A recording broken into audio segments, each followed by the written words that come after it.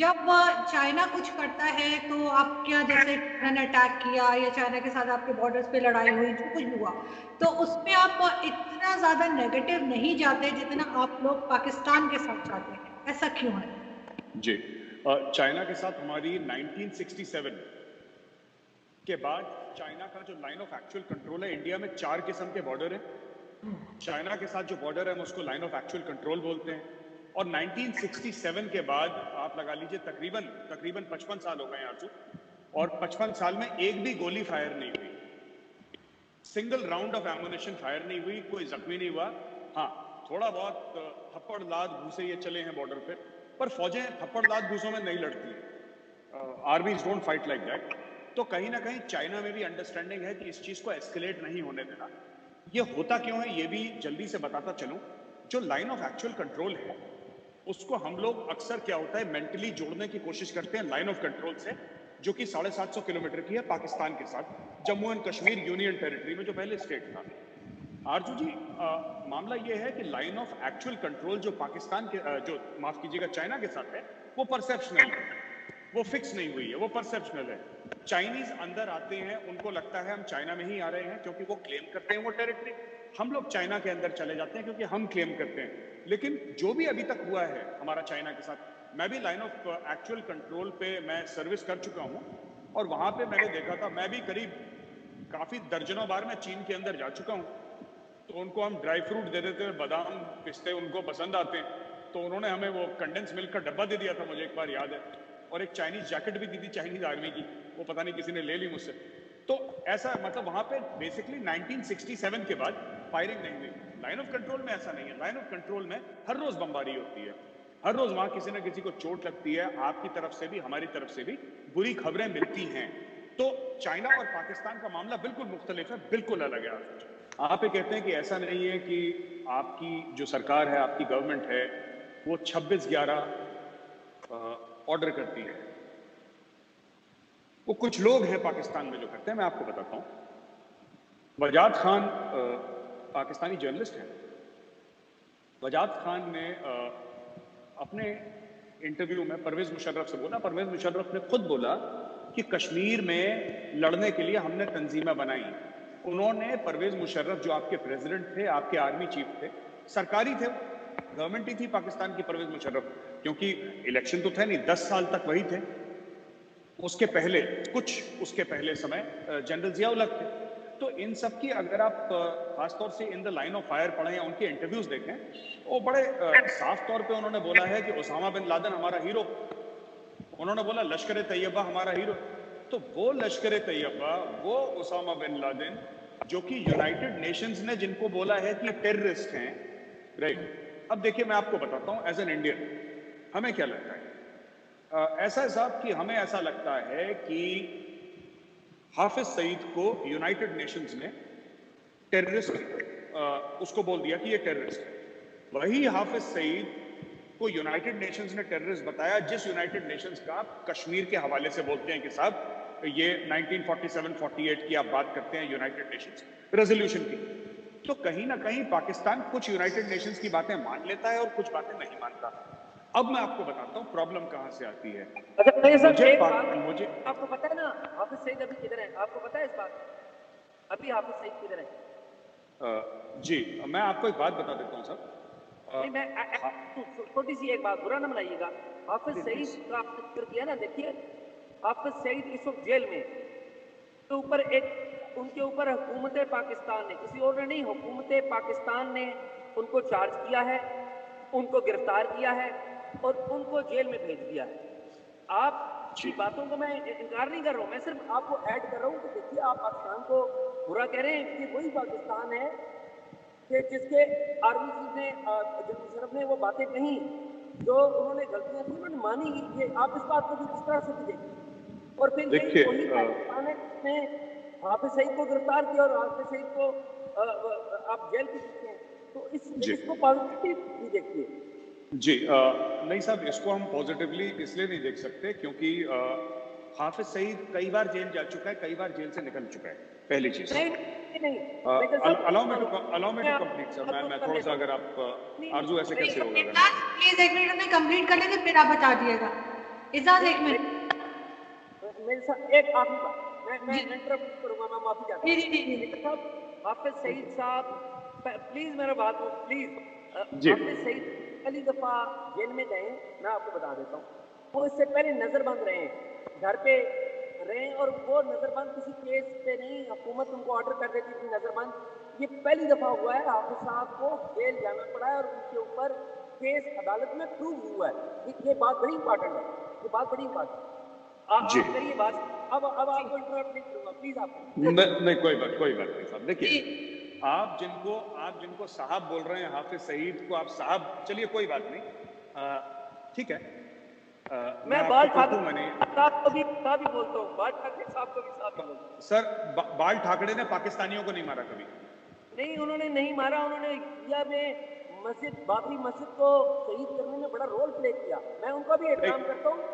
मैं दो चीजें, एजाज जी, ऐसा है ना कि मुझे ऐसा लगता है कि थोड़ा सा इंडिया के बारे में आप लोगों को पढ़ना भी चाहिए। जो शिवसेना है, कैसे शुरू हुई, क्यों शुरू हुई, उसके कई सारे मुख्तलिफ उसके फैसेट्स हैं जो हमारे डिबेट का स्कोप नहीं है, तो मैं वहां पे जाऊंगा नहीं, फिर डिबेट लंबी हो जाएगी। मैं सिर्फ आपको ये कहना चाहता हूं कि हाफिज सईद ने लश्कर तैयबा शुरू करी। Pakistani president, former army chief Pervez Musharraf record पे है कि हाँ हमने शुरू करी, हाँ हमने तालिबान शुरू करी, हाँ हमने अलकायदा की मदद करी, हाँ उसामा बिन लादेन हमारा हीरो था। पहली चीज। अब उन्होंने बोल दिया, क्योंकि वो दुबई में बैठे बैठे उन्होंने वजाद खान को इंटरव्यू दिया था, दुबई में बैठे बैठे, इंडिया में तो बोला नहीं उन्होंने, तो दुबई में बोला। मैं सिर्फ ये बात कहना चाहता हूं कि जो हिंदुस्तान में जो वैभव ने बात करी, अगर इंडिया में कोई कुछ करता भी है, ठीक है, आप जिसको कहते हैं हमारे राइट विंगर्स या जो भी आप उसको नाम देना चाहते हैं, मैं नहीं बोलूंगा, आप जो भी नाम देना चाहते हैं, किसी ने ये नहीं बोला कि हम जाके पाकिस्तान में बम फाड़ के ना पाकिस्तानियों को मार देते हैं, ठीक है, आज तक किसी ने बोला नहीं, क्योंकि हमारी जो पॉलिटिक्स है, हमारी सोच है, वो इंटरनल है, एक्सटर्नल नहीं। दूसरी चीज, ये मैंने पिछले वीडियो में भी बोला था, ये सब आपके पाकिस्तानी पंजाबी, चाहे आप हाफिज सईद को ले लीजिए, मौलाना मसूद अजहर को ले लीजिए, ठीक है, ये कश्मीर में, आप कहते हैं ये जेल में है, चलिए आपने बोला साहब, मैंने आपकी बात मान ली, ये जेल में है, पर इनके भेजे हुए लड़के तो कश्मीर में है, इन्होंने फिर वहां पे दहशतगर्दी करनी है। और मैं आपको बताता हूं, ठीक है, कि इतनी ज्यादा प्रॉब्लम हो गई है, और इससे क्या हुआ है कि जो हमारी प्रॉब्लम है वो तो है, और आप दो पाकिस्तानी यहां पे बैठे, मैं आपको बताता हूं, आप लोग मानेंगे मेरी बात, पाकिस्तान की जो रेपुटेशन डैमेज हुई है इसकी वजह से, वो इररिपेरेबल डैमेज है। आज की तारीख में अगर अमेरिका आपसे बात कर रहा है, वो इसलिए नहीं कर रहा कि आप अमेरिका को कोई टेक्नोलॉजी एक्सपोर्ट कर रहे हैं, आप कोई बहुत बढ़िया चीज अमेरिका को दे रहे हैं, वो अमेरिका की मजबूरी है, क्योंकि पाकिस्तान से उसको पोर्ट बिन कासिम से लेकर तोरखम गेट का रास्ता मिलता है जाने, जियो स्ट्रेटेजिक लोकेशन है पाकिस्तान का, जो अमेरिका की और बाकी फोर्सेस की मजबूरी। पाकिस्तान एक न्यूक्लियर वेपन स्टेट है, जो कि गोरों को लगता है, और काफी हद तक मैं भी इसमें वो हूं, कि मैं भी मानता हूं ये चीज कि अनस्टेबल है। अनस्टेबल क्यों कह रहा हूं मैं आपको? मुशर्रफ साहब के ऊपर जो अटैक हुआ था, परवेज मुशर्रफ के ऊपर जो अटैक हुआ था, वो पाकिस्तानी आर्म्ड फोर्सेस के लोगों ने करा था, अपने ही चीफ के ऊपर अटैक करा था, असैसिनेशन का। ये परवेज मुशर्रफ ने खुद बोला है अपने इंटरव्यू में, मैं उन्हीं को कोट कर रहा हूं। He said that my own people tried to kill me, not once but twice.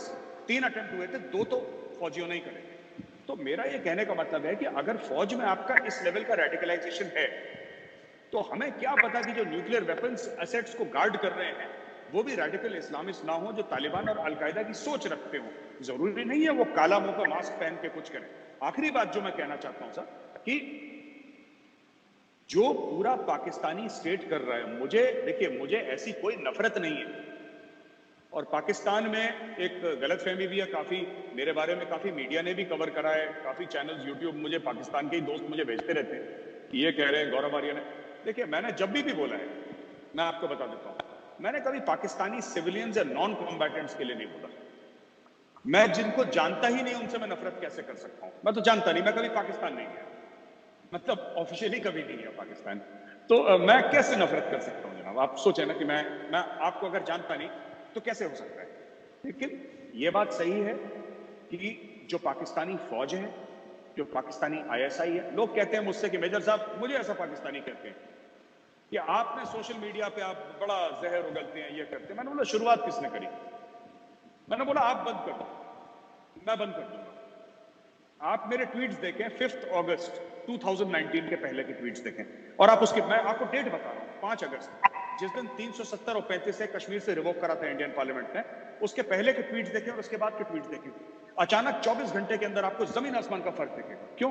क्योंकि आपके आसिफ गफूर साहब ने शुरुआत कर दी। हमें यह दुख हुआ कि हमारी गवर्नमेंट ने, क्योंकि हमारा जो ADGPI है, जो इंडियन आर्मी का जो पब्लिक इंफॉर्मेशन का सेल है, आप उनके ट्वीट देखें, उन्होंने कोई काउंटर नहीं करा।